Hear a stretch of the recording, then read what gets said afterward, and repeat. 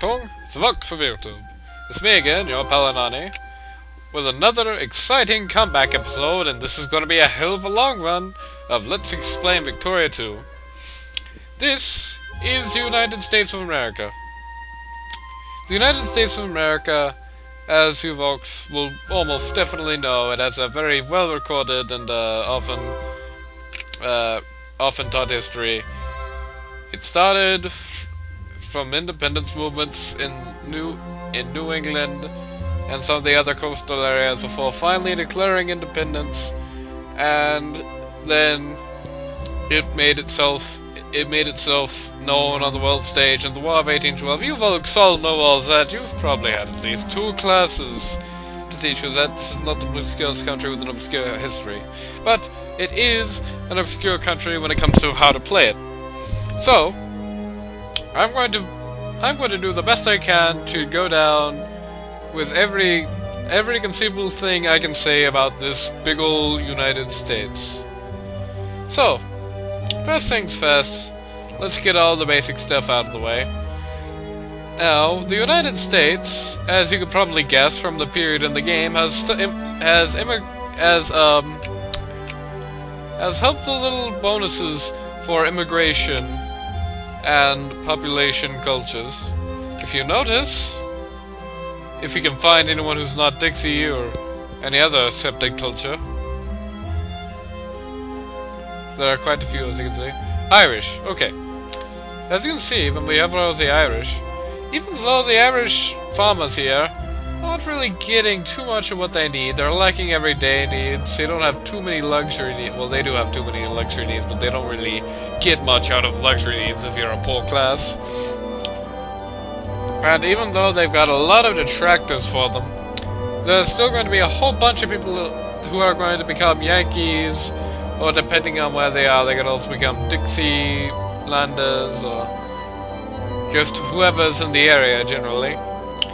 And what that's going to do is, just over time, as the game goes on, this is just going to keep stacking and stacking and stacking, and soon, instead of just having a whole bunch of immigrants where they're not going to be really very useful because they're all a bunch of tiny little amounts of people who aren't very specialized in anything, like the kind of thing you get if you're playing as Central America or Chile, you'll basically have a constant bonus of these guys running through at all times, meaning that you're almost never going to have a shortage of your primary populations. And in fact, I don't know why Washington D.C. starts out mostly African American, but in fact, as you can see, despite being a country of immigrants, we're almost homogeneous in our populated sectors. All Yankees, all Dixies, and in the territory you're going to get Texans and Native Americans. So, what I'm saying here is, just, you're never going to have a problem with population through this whole game. You can make whatever you want, wherever you want, really. You can make soldiers in Pennsylvania, you can make factories there, you can make, you can encourage clergymen in Mississippi if you want some research points. Just, what I'm trying to say here is, anywhere you put on a national focus, I'm not going to go into a lot of things like the national focus and starting strategies and where to make your soldiers and where to make your factories, because generally, if you can make it, you can do it. Just in general, anywhere. Just because you will never run out of American culture populations. Speaking of which, as far as national focuses go, pro tip, colonize Washington, Oregon, and Oregon Territory part of Idaho start out uncolonized, as well as Colorado and Oklahoma. Now, you can actually, if you really want to, you can throw getting Washington, Oregon, and Idaho, because you get decisions anyway, to get those if any other foreign power has taken them. But Colorado's a useful little bit of land, and Oklahoma even gets you a decision, and that's going to be somewhat important because there's going to be quite a few of those. So, that's my given to you for the national focuses. As far as opening technology goes, you really don't have a lot to worry about as far as choosing the quote-unquote wrong technology. If I did give a definite, I would say one of your fine second-line military decks here. I would encourage muzzle-loaded rifles, military plans, or professionalism first. You could also increase your Navy's build time, supply range, or org. Administration efficiency. Market functionality is still here. You can research romanticism, actually. Generally, I would say go with romanticism, either romanticism or a second-line army technology, because of a fine decision that you get. This one, specifically. So, that being said, it is a good starting technology for both that and its direct benefit. As far as industrial technologies go, you could actually get away to an extent with not really touching much in here for a little bit, because you already have so much in commerce, and your starting line plus practical steam engine plus railroads, and that's an important thing you've got. Medicine will be the pick there if you wanted to start out with an industry tech. Doesn't really help out industry that much, but it's still useful. If not mechanical production, because look at all those inventions.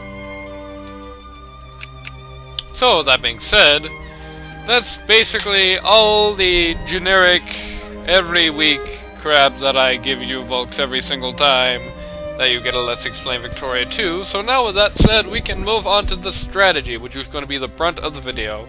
I'm going to split this up into 3 sections. First is dealing with the USA. First is expanding as the USA from the 1836 start. Second is dealing with the USA from the 36 start. And third is going to be a combination of both of them from the 1861 start. That's right, for once in my damn life, I'm finally giving the 1861 start its own little area, its own little section in one of my videos. Okay. First things first, before I even discuss the strategy, let's also discuss the decisions, because that's something I forgot to really go over. The decisions of the United States are somewhat generic, but they're pretty important decisions. The first 3, of course, are going to be the House Gag Rule, the Kansas-Nebraska Act, and the Wilmot Provision. These 3 all do pretty much the same thing. In the turn of the Civil War, it just makes your populations lose consciousness or gain consciousness, depending on wherever you do it.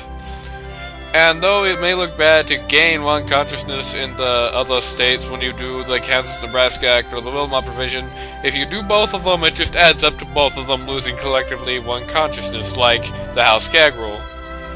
So, these are probably the least interesting decisions, just exist to stem the tide until the Civil War actually starts. The second major decision that the U.S. has, I count those 3 as basically 1 decision. The second major decision the U.S. has is Manifest Destiny, and my god is it an important decision.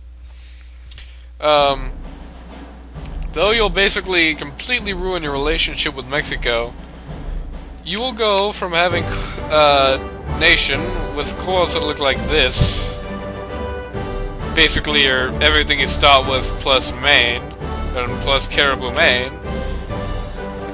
Don't worry about that, by the way. I'll explain why in a second. To having the entire contiguous United States, from Washington to California to Texas. You're going to basically double your land area by doing this decision, and my god, why would you not want to do that? It is legitimately one of the greatest decisions in the entire game, and the fact that the requirement isn't so huge, just needing to have romanticism and a decent prestige, which you start out with most of that, that makes it pretty easy to do. So that's why I want you to search romanticism first, because this is just such a priority 1 decision. It's like almost as important as the unification decisions are for European countries. Then the third decision you get is nowhere near as important, but still something to itself. The Trail of Tears might have been a horrible occurrence in real life, but in game, as long as you own Oklahoma and you have some decent consciousness, you'll move all your Cherokee populations to Oklahoma, and while that sounds like it'd be, you know, somewhat pointless, it also adds them as an accepted culture, which means that they'll stop doing those mean things like trying to make their own nation seen here and rebelling. So, with that now being said, let's finally move on to the strategy. First things first is the United States. Obviously, as the United States, you want to get involved with one big war. That's this one right here. Mexico starts out trying to invade Texas and claim it as its own territory. And while it sounds, I mean, you already start fluently with the USA, so while it sounds like what you want to do is immediately intervene, this is in fact not what you want to do. What you want to do is you want to get a casus belli on Mexico to free people in the nation of Texas. Now you might be asking me, well, Kaiser Nani, I don't know much about this video game. Why would I want to do that instead of just going and freeing Texas? Well, to do that you need to intervene. And to intervene, well, not only that, but when you intervene, it adds a special order called status quo, and doing that will basically, as soon as you do that, you cannot add any more war goals, so you cannot continue expanding onto Mexico.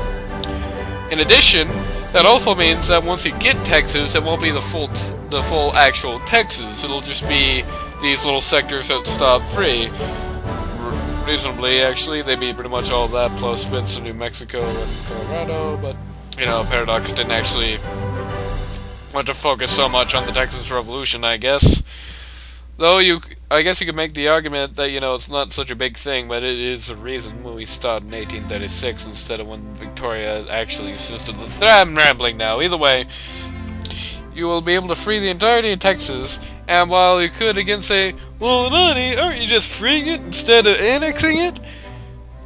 You'd be half true, you are freeing it. However, once any of the American state countries, that is Texas, the desert, that's in Nevada, Utah, and Arizona, and California, if they manage to secure independence from Mexico and have high enough relationship with you, the AI will always enact a decision called apply for statehood, at which point you can immediately annex them with no cost of infamy, and you just get a little bit of prestige.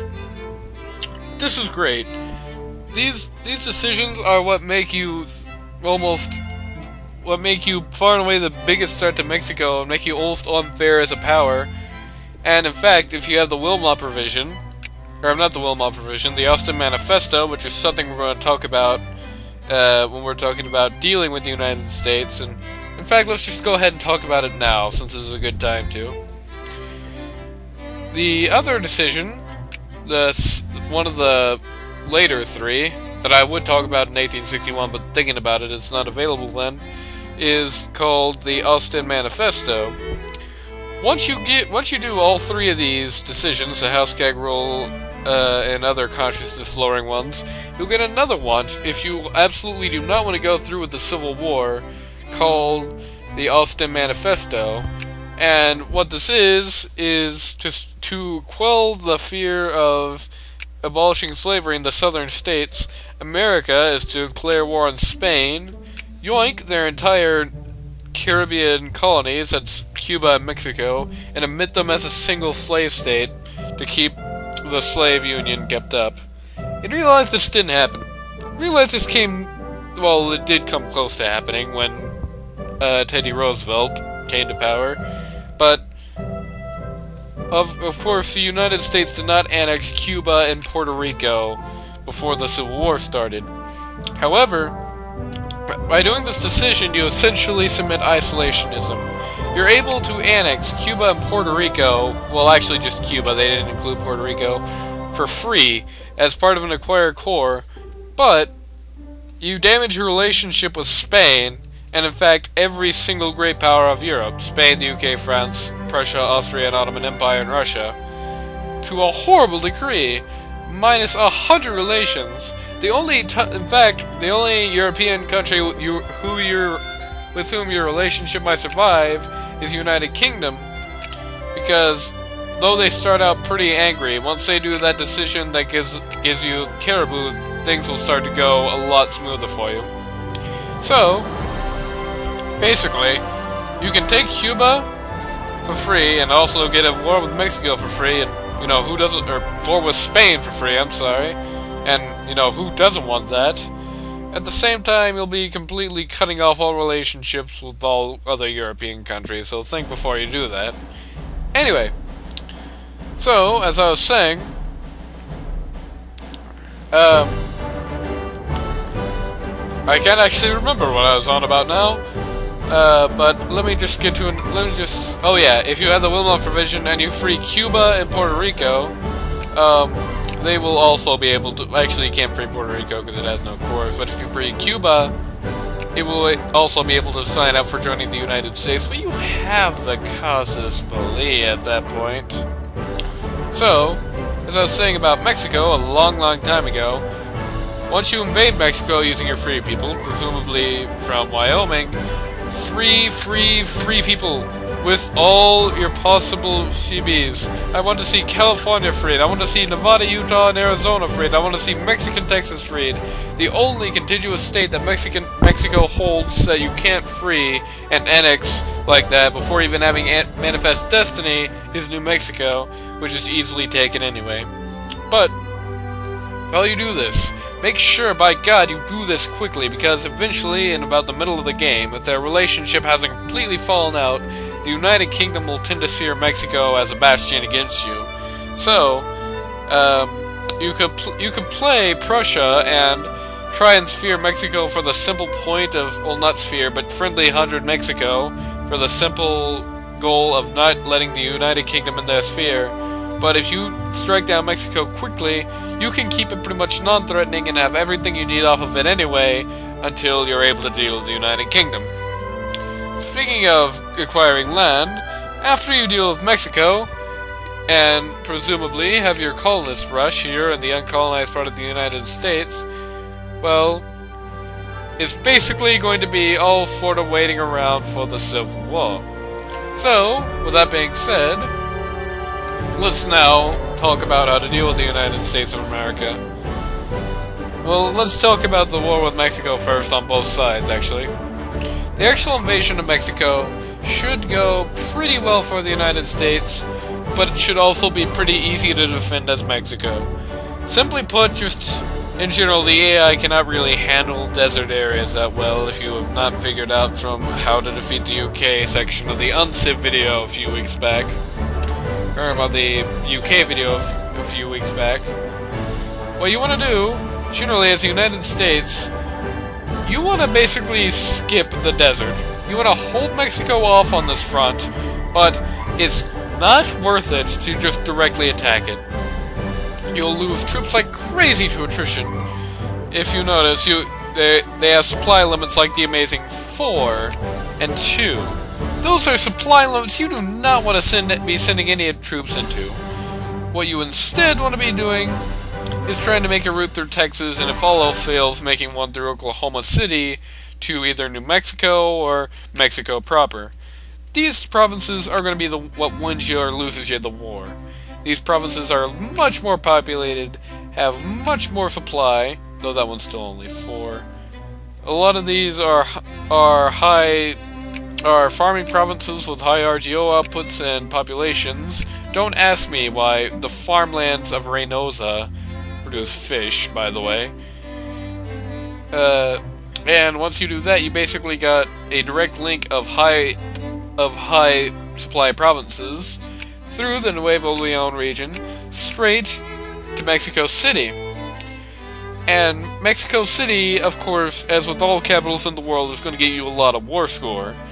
The main focus of this war is this little line, because along with Mexico City, you also have the cities of Nuevo Leon, which is one of Mexico's best regions for towns like Ciudad Victoria and aforementioned Matamoros.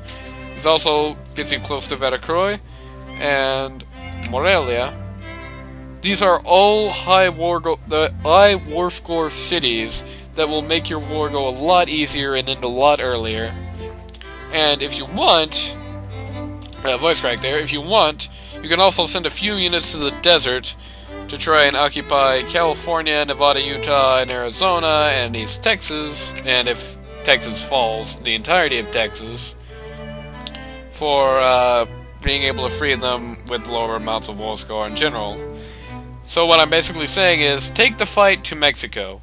Don't let them attack you, because there's no real great way to defend. I mean, your provinces suck to attack or defend, and same with their provinces that border you over here. You want to take the fight straight to Mexico City, where... well, not straight to Mexico City, straight to Mexico's heartland, where it's harder to defend, except for, of course, the mountain provinces, and you have higher supply limits, which will, of course, allow you to more effectively destroy them as a nation. And in addition to that, don't forget, you still have all these big old navies. Well, you can basically combine a lot of these, like the good old reserve squadrons here, into a larger fleet. I would actually, unlike what I just did, not so much recommend it, because Mexico is not a naval power. But they have so much territory, especially on the Pacific side, if you can actually make it there from, say, Washington, that you can easily, really effectively cripple them and knock them out of the war by just blockading their provinces. I mean, it will be so devastating for them, because they will lose so much war score, but they won't really be able to do anything about it. And if there's one thing you want about Mexico, it's more war score before the Brits decide that your time there is done. Conversely, as Mexico, you want to do basically the opposite of what I just said. Lure the USA into attacking Nevada, Utah, California, Arizona, New Mexico, etc. with the brunt of their forces, and try to keep them pinned up in Texas, or, if you can, Chihuahua, or Oklahoma if things are going really well, so they can actually get to Mexico City. As mentioned, you have so many provinces in such a tight area that are so good, which is a direct route to your capital, that if the USA just decides to occupy that whole line, you're basically done for. You won't be able to, your economy will be devastated from losing your capital, and of course you'll lose so much war score in this that the USA will be able to do basically anything they want to you, except for go over 100%, of course, or really over 90% or 80%. But I digress. What pinning them up here in the desert regions will do, though, is that they will cost them a lot of men, and it will cost them a lot of casualties from attrition. And while you will never have enough troops to actually go toe-to-toe with the United States, 9 to 14 and 16 troops to their already mobilized, and they have that many, the United States has plenty of manpower to match up with the Mexicans. The trick is to get them to attrition themselves off like a bunch of idiots. Nevada, Utah, Nevada and Arizona particularly. So once your armies do start to strike, you'll be able to actually, you know, knock out the armies. And if you can do that and occupy any of the US at all, you should be able to force a wide peace. But if you really want to make some actual invasions of El Norte, the obvious place to start would be Louisiana. It's the most populated of the deep southern states by your border. Texas, if you manage to lose that, would actually be first, but Louisiana will be after that. And then, if you can get Louisiana and occupy it, Missouri, Mississippi, I clicked on that next, Georgia, that's Georgia and South Carolina, are all some really populated states. And once you start doing the more populated states, you'll notice a pattern that is similar to the Mexican weakness. Most of the cities just conveniently line up, going from Shreveport to Jackson, Montgomery, Valdosta, Augusta, Columbia, Charlotte, Raleigh, Richmond, Richmond, Staunton, Manassas, Washington. There's almost a straight line of populated high war score towns that almost make a straight line to the capital, and as with their own territory, you can basically knock them out there. Of course, there are two major problems to your nation that are going to put you at a huge disadvantage. First off, as any Mexican player, well, not Mexican player specifically, but as any player of Mexico could tell you, Mexico starts out with mostly irregular troops and forces. This is not a situation you want to be in. Almost before you even do anything to Texas, make sure to replace with infantry just in case the U.S. decides to attack you for it. But if you can't manage that, at least just make it a major point to get those irregulars out and replace them with infantry. You are not fighting in Africa, and you are not making little militias. You do not want the majority of your army to be irregulars. Period. Stop. The end. Replace them. You're going to lose if you don't replace them. Big point. Also, though your navy will never be as big as the United States, you do have one leg up on it potentially. The United States starts out with a large fleet, and the AI will generally not try to make it much of anything larger. But you notice a common trend? They're all sailing ships. And here's one thing to learn that we'll be going over pretty soon once we start going over actual advanced tactics and especially the Navy. Steamships, especially iron steamers, if you can hold off the war that long, but steamships in general will devastate any wooden ships. So, well, except for transports, of course. As long as you can make a fleet that's a sizable, at least, commerce raider fleet, with a good infrastructure support system, you can theoretically topple the US Navy with a numerically inferior one.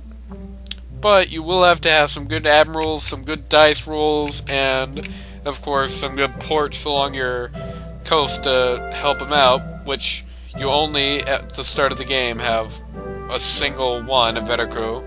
So, well, if you do decide to try and tackle the US Navy, which will be a big thing, by the way, because, by God, as I mentioned, having your entire border, well, not border, but having all of your ports blockaded is almost a death sentence. You will have to do quite some work, probably have to hold off war with the US for a while. Not until iron steamers while, though that will help, but just to get some boats running, and research steamers, of course. Now, as for other countries that could be facing the United States, let's give them a little attention now. The first and obvious other country that will be fighting the USA is, of course, the United Kingdom. The United Kingdom has something special to worry about that most countries do not, and it might seem silly at first, but a tiny African nation on the coast of West Africa, though it is never, without mods, able to actually acquire its full extent of the territory, does have a little three-man army there, and though the United Kingdom is not often threatened by very small countries like this, notice what specific colonies he's next to. We're landing at Sierra Leone and Freetown with no port, just a single ship. Or with no garrison, just a single ship. I'm sorry. Gambia with no port, no fort, just not even a single ship, just a completely abandoned colony. Over here, you're landing on the Cape Coast in Ghana with no garrison, nothing protecting it. And of course, any other gains you might have gotten from the Dutch or Portuguese before such a war started. Though these are pretty long places to go, and though it might not seem like these would be worth much, having all of your colonies occupied is going to deny you your major point of access to strike against the United States as a port from Europe. And in addition, will of course hinder you if you're trying to move ships around Africa to India, and just be a general nuisance to you. And of course, it will still lower your amount of war score and all the stuff that occupying provinces normally does. So watch out for Liberia. which is not something that's often said, so the United Kingdom is sort of special in that way, I guess. Your main front, of course, is going to be Canada, almost inevitably. With such a giant border, one would wonder how to effectively attack or defend from there. Here's how you do it. Draw the United States into the worst areas to actually attack from. I would recommend setting up and making the US paranoid of the actual Fort McLeod over here. And don't make that the brunt of your forces, though. Just make that enough to make them paranoid. The United States will attempt to attack you through your less populated sector. However, you, since you're not the AI and you're a smart guy, will have all your major armies over here near New England, which, by the way, if you're planning to go after the United States, do not give them Caribou, where you will effectively be able to rain destruction down onto the United States, and you'll be able to form something that I'm going to be going back to pretty constantly, that I call the Ohio-Virginia line. Why do I call it that? Because it starts in Ohio, Cleveland, and ends in Virginia at Norfolk. Though it can also be retracted as far as the Ohio-Pennsylvania line. Or really, you can make a lot of setups through New England, but the personal one I would say is set up so you have Cleveland, Wheeling, Staunton, Richmond, and Norfolk. And the reason I want you to do this is because that's going to basically, if the United States armies, especially if it's just in the middle of the Civil War, Mexican-American wars, they're going to be mostly in the continent. And while they could go through British Canada to actually hit you, your guards, the guards you set over here to make them paranoid, will generally be able to hold them off there, or at least will dissuade them from making such an assault. Though I would also recommend to have somebody down here in proper Michigan, but they can be even when the assault force goes off, because Sault Ste. Marie, Windsor, and Hamilton are directly connected to the United States, as well as, of course, your sectors that your other guys are going to defend. But either way, so key people in southern Ontario is what I'm saying. Either way, making your Ohio-Virginia line is going to basically keep the US out of their major population centers, at which point you can start occupying like crazy.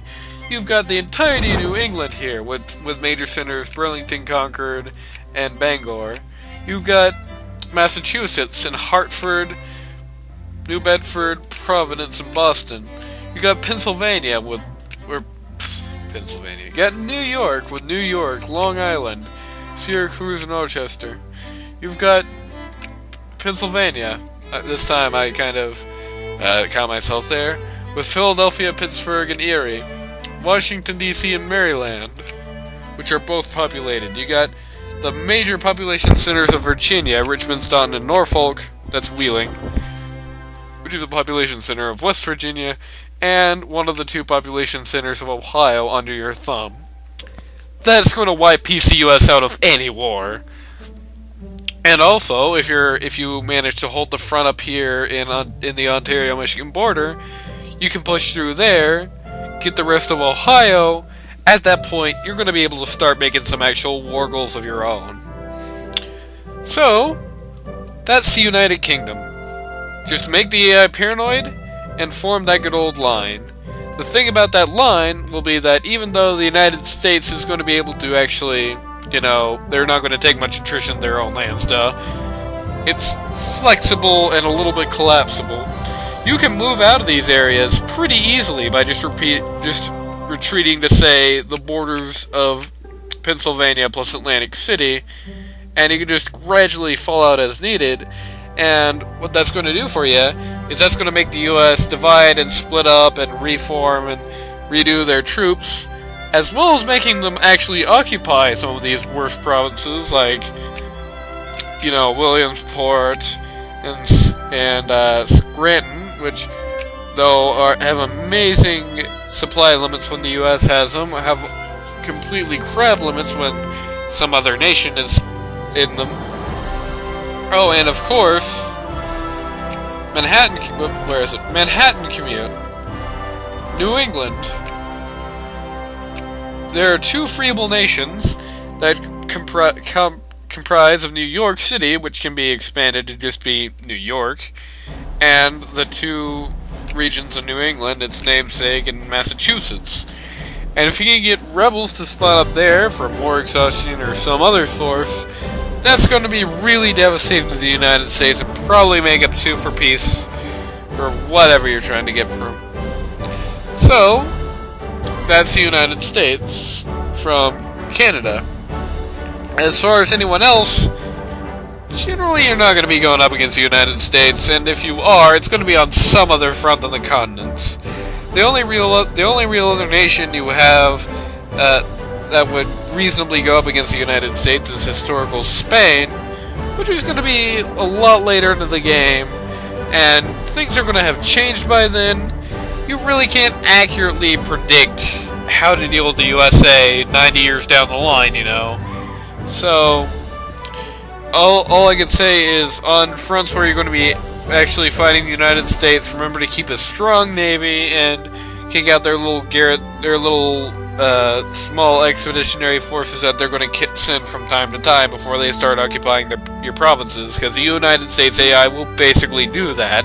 Just send out little expeditionary forces to occupy random little bits and pieces of islands and other places just to sort of be obnoxious. If you do have to invade the United States, try and invade it from a natural choke point. Invade Florida at Tampa. Invade New England at Bangor. Occupy Caribou quickly. And try to work your way down to the Ohio-Virginia line. Invade at the southern part of Texas if you want to. Just invade at some place where you won't immediately have to split up your forces majorly, so that they'll spend the first part of the counter-offensive on you, which is going to be the most decisive part, trying to throw their units against a meat grinder. And if you have a bunch of the defensive tanks, and especially machine guns, that's going to be pretty devastating to them. On top of that, if you can defeat the United States Navy, congratulations. But, on top of that, they have a ton of coastal provinces, from Texas all the way up to Maine. They also have them on the Pacific side, presumably that is the point you'd be at war with them, as well as Alaska, presumably, and Hawaii, presumably. So those are a lot of little areas to conquer and, you know, just generally occupy. The U.S. does not generally go for its Spanish-American War goals. In addition, that's going to be the Philippines and Guam, as well as Puerto Rico. So generally, you're not going to have to worry about going after those. But if they do, I'll go down a little bit on those. Philippines. Attack Manila. Attack. Naval. Attack Sulu, maybe. Anything else? Forget about it. I mean, those are the only places that are going to be anywhere near worth your time. You can occupy the whole of the Philippines, but try to get those. But if you can, just make little landings there. Or if you can't, just make little landings there and try to hold off. Guam is an island. Same rules apply for any island. Puerto Rico, same thing. So, with that being said, you can see the general theme is that you're going to need a pretty good navy to defeat the United States, or you're going to be forced to fight a defensive war. Either way, that is going to be just the general strategy for the rest of these countries, too. Latin American countries almost never attack the United States. They almost never have any reason to, aside from trying to preserve the Panama Canal. If you are trying to preserve it, just declare war on the United States and then just surrender soon. That will just stop them from being able to make it. You will lose GP progress if you're trying to get to there. That's the reason why you haven't built it yet. But it will throw out the United States for a while and generally sour your relations so much that once the time starts up again, they won't be able to do it nearly as quickly, and you'll probably have a different GP to worry about. So, that's everything to know about the United States in 1836. But what you guys want to see a little bit of... Oh, Searing. Almost forgot about that. The United States has a unique position, which goes a little bit like this. Wrong one.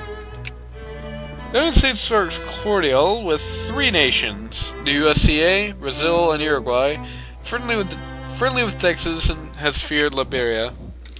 But what it doesn't tell you is that you also have little pockets of influence built up in almost every Latin American state. Let's see if I can show one off. South America, no. Brazil, of course. Generally, you won't start out with much influence, just either quartile or just 25 straight. Yeah, here's Uruguay. 25 straight relationship points.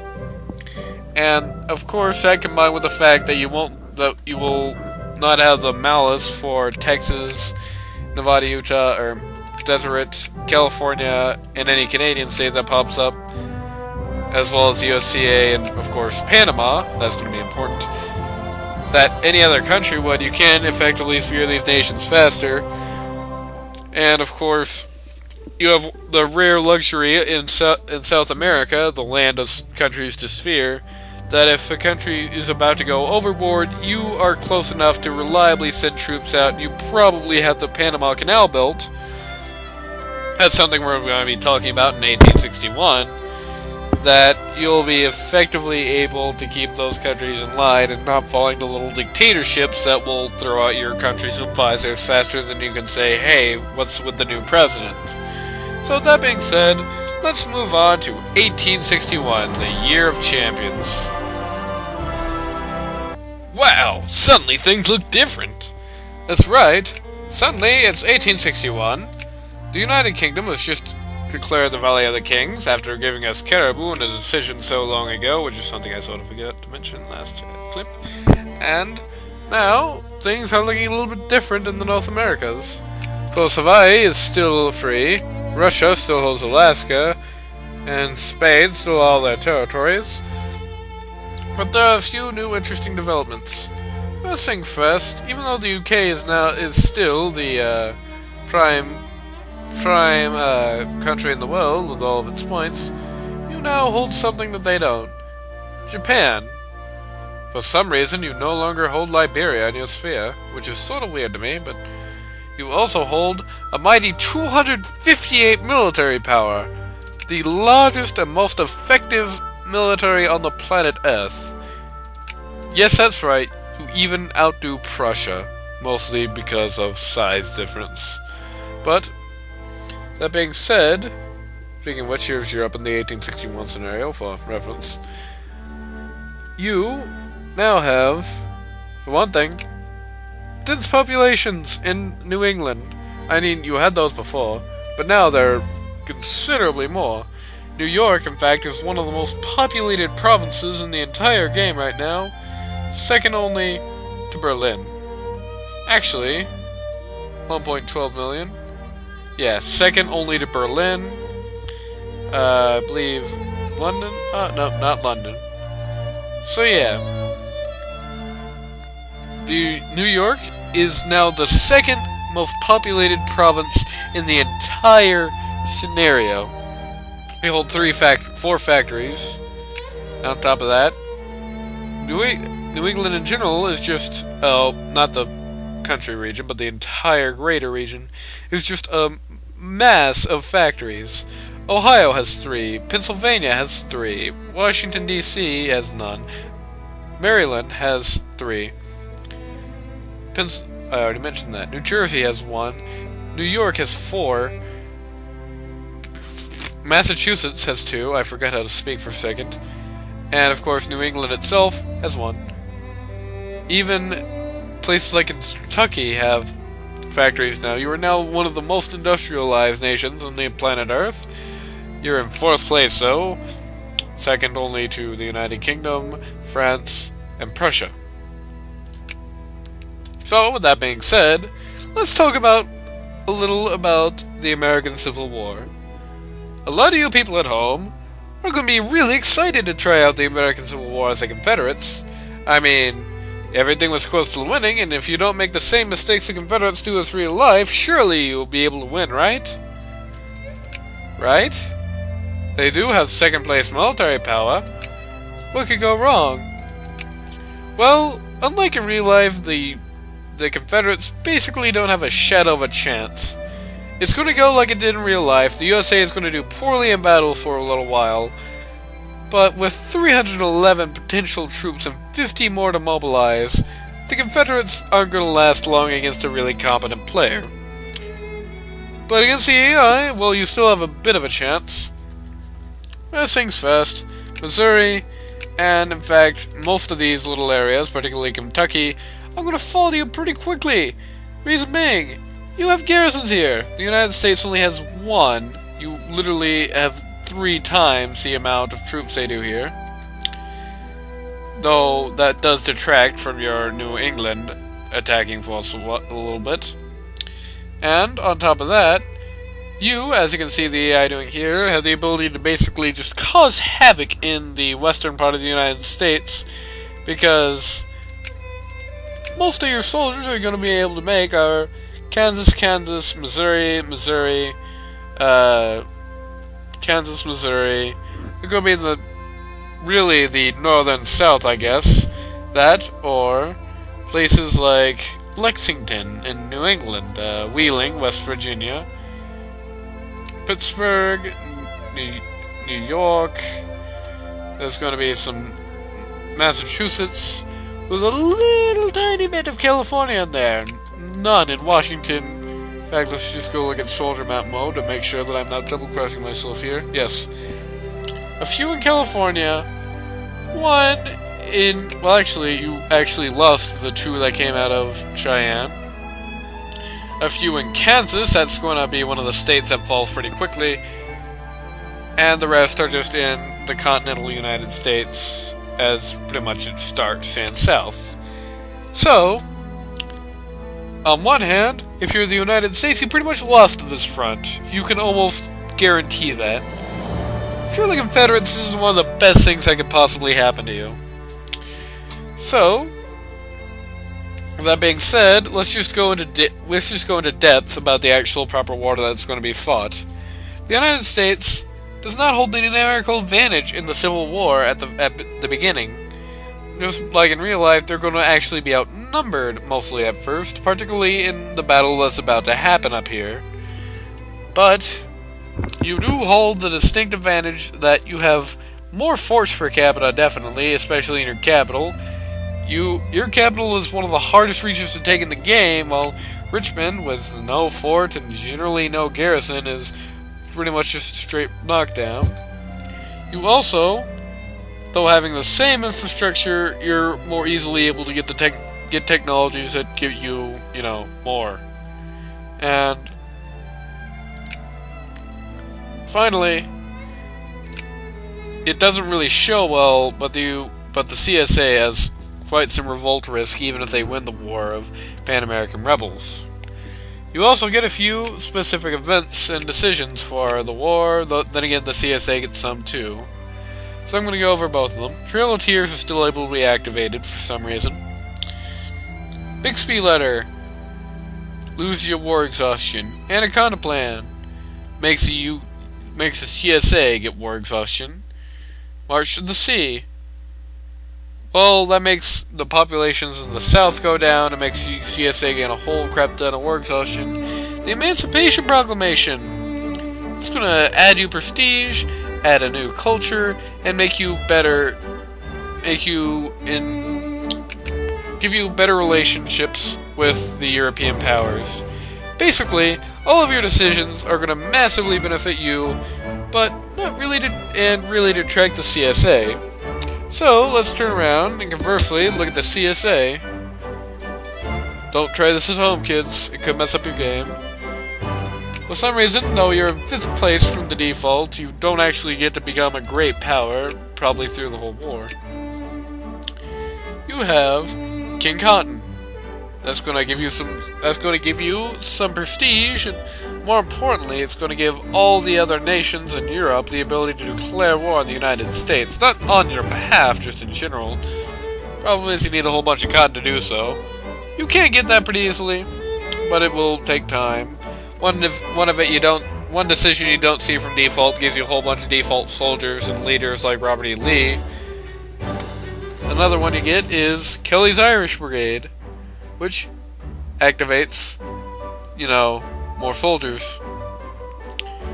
Oddly enough, it changes African Americans, not Irish people, but it still, of course, does that.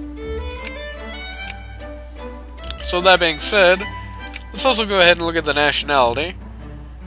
Ironically, Washington is almost all Yankee now, while most of the African Americans have retreated to Virginia, where, you know, the CSA is trying to live. Isn't that something?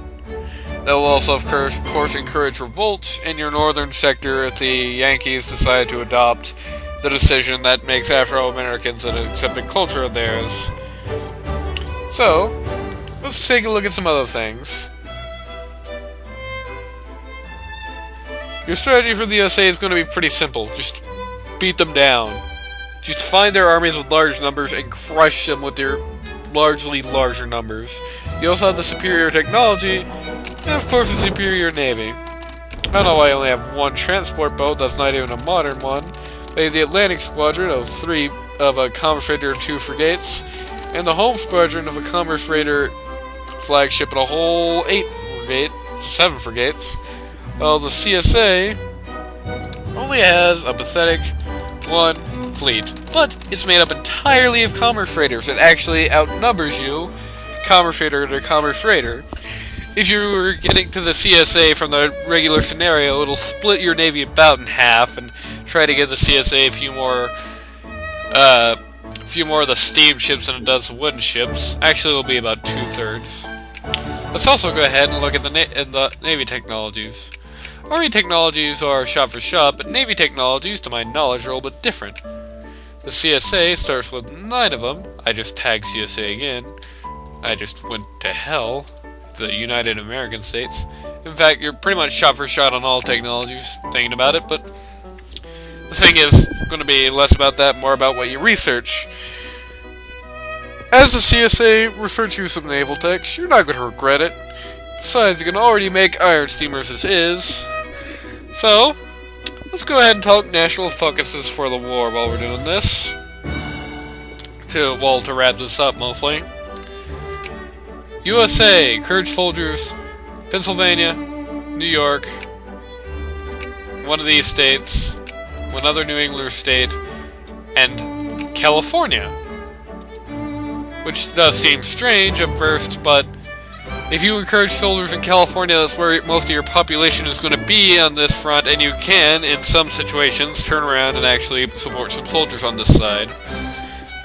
That's here for national focuses. Conversely, CSA will only have 2 of them, and I support them on the extremes.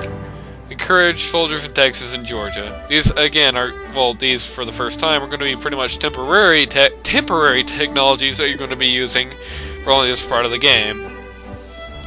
As for fighting the USA after the Civil War, the biggest advice I can give you is not to fight the USA after the Civil War if they're the winning side. Simply put, it's not going to go well for you. They get so much out of this war, and they will have such a big military by this point that an invasion of the continents will be damn near impossible, especially without outside support from Britain or Mexico. All I can say is, just hold the line. If you're trying to get war goals out of them, you're sort of a fool. But if you really, really want to, you're probably going to be in Asia there. So, build up. There's no real good place to attack California from except San Diego, at which point you'll be around all the major cities. San Diego, Los Angeles, Monterey. I don't know why I pronounce it like that. They're just San Francisco to Sacramento. This whole little line here is going to be the highest war score possible in California, so I just condone just occupying the whole thing. But you're going to find it really difficult to make a united front against the USA from the Pacific.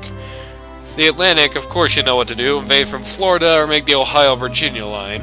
Oh, by the way, if the Confederates want, and if they're particularly crafty, they can adopt sort of a reverse Ohio-Virginia line, where they compress all the United States troops into New England while they go ahead and occupy all these fun other places.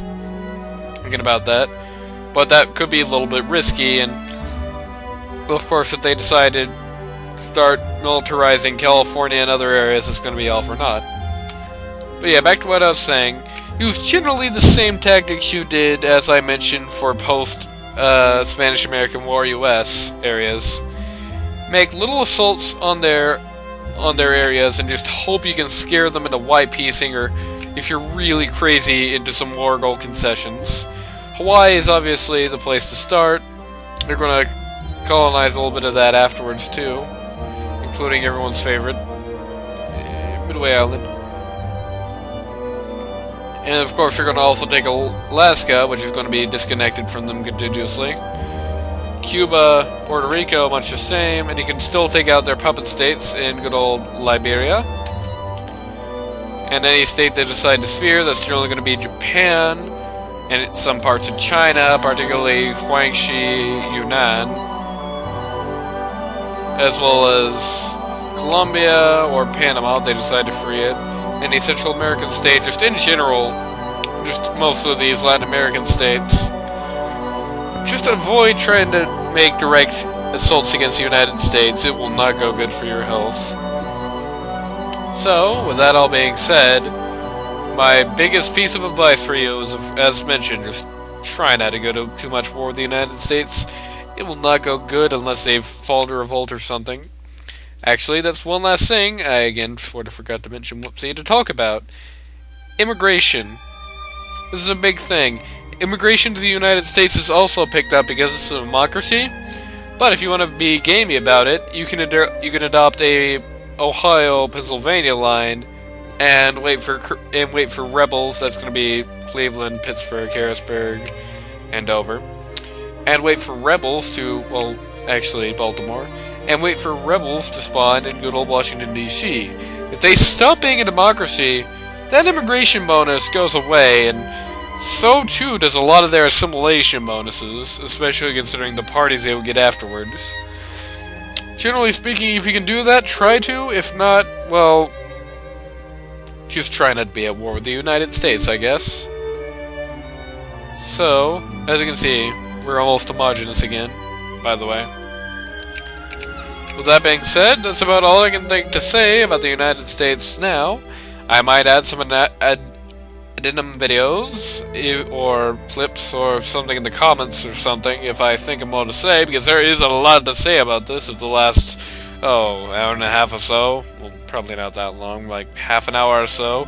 Didn't clue you in, but until next week, I'll see you folks who watch just the Lex Explains later, but for those who are coming for the Let's Plays too, we're gonna talk about that on Thursday.